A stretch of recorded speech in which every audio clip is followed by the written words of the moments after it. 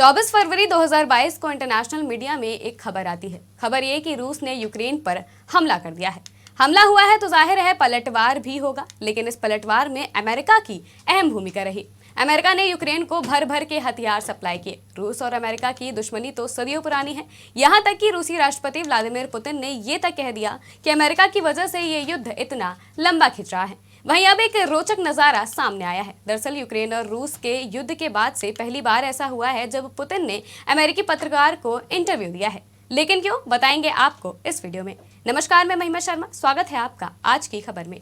Putin ने अमेरिकी पत्रकार टकर कार्लसन को इंटरव्यू दिया है। बता दें कि टकर कार्लसन फॉक्स न्यूज ने के पूर्व पत्रकार हैं। उनके शो की रेटिंग अच्छी होने के बावजूद नेटवर्क ने उन्हें बिना कारण बताए निकाल दिया था। वहीं इंटरव्यू को लेकर क्रेमलिन के प्रवक्ता दिमित्री पेस्कोव ने कहा है कि राष्ट्रपति पुतिन कार्लसन को इंटरव्यू देने के लिए इसलिए तैयार हो गए क्योंकि उनका दृष्टिकोण दूसरे पश्चिमी पत्रकारों की एक तरफा रिपोर्टिंग से अलग था। दूसरी ओर अमेरिकी पत्रकार टकर कार्लसन ने भी विस्तार से बताया कि उन्होंने इंटरव्यू क्यों किया।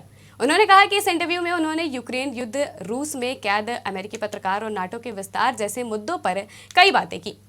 2 घंटे के इंटरव्यू की शुरुआत पुतिन ने यूक्रेन को सदियों पुराने इतिहास को समझाकर की। उन्होंने कहा कि यूक्रेन कोई देश नहीं था, बल्कि ये पोल्स के जरिए आविष्कार किया गया नाम था। ये रूस के दक्षिण में स्थित एक जमीन का टुकड़ा था।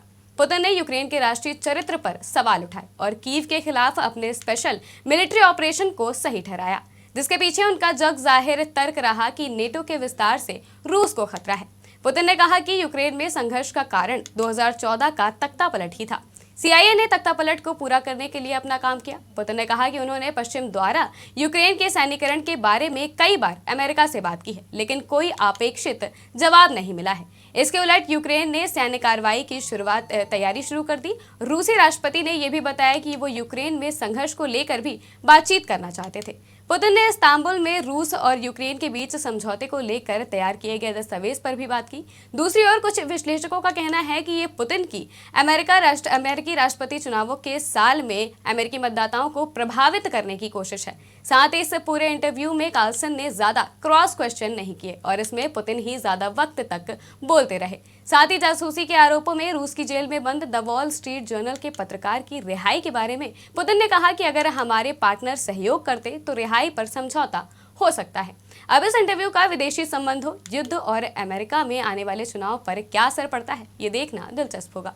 फिलहाल के लिए बस इतना ही। देश और दुनिया की तमाम खबरों के लिए देखते रहिए आज की खबर।